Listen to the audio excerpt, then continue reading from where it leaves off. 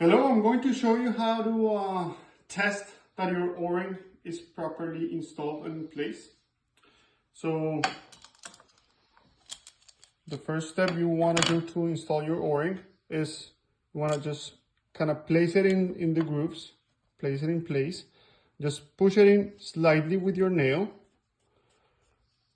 Make sure it's in the groove of your lid all the way through. So as you notice, I just did like an entire 360, right?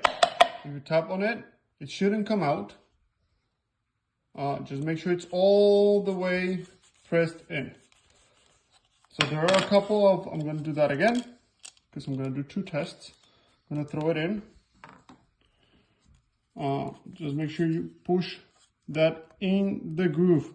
As you can see, the lid has a small step.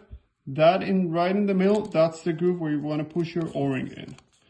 So I'm going to push that O-ring in all the way. I'm going to do a 360. Make sure it's all the way in. There are a couple tests that you can do. The first one is before you're brewing. You can grab either a solid medium universal stopper or our solid number 10. You fill yourself your Fermonster, just a little bit of water. You can put your bung either way. Just make sure you push it all the way in. Push it all the way in. You install your lid on your Fermonster. Make sure that's pressed all the way in.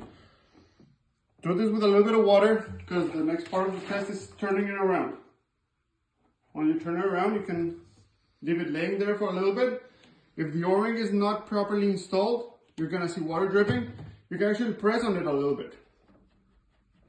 Try to get some water out, try to get some air in. So this one is properly installed. As you can see, there's no water dripping, nothing came out. Second test is, let's say this is already your batch of brewing, forgot to put your lid on and whatnot. You can do this with an airlock. So what you would want to do is fill your either 3-piece or bubble airlock with a little bit of your water or vinegar or whatever you use.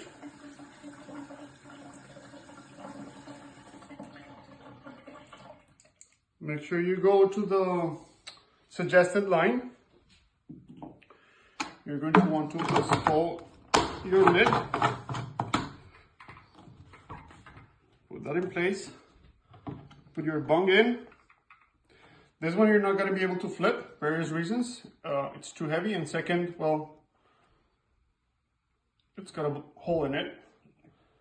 But if you slightly push it, you're going to see the bubbler move.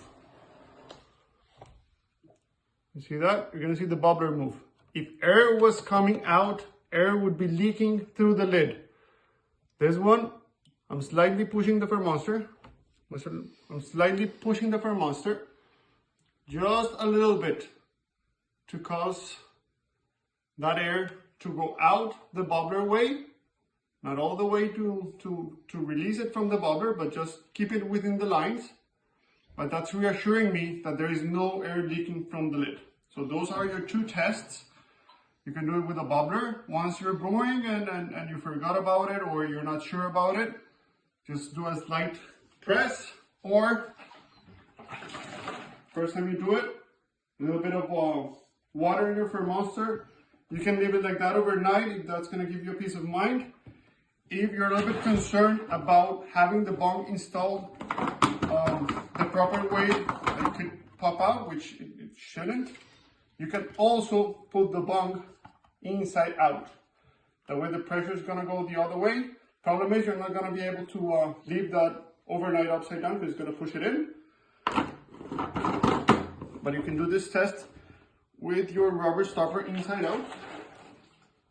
And take a look at it, make sure there's no water coming out of here.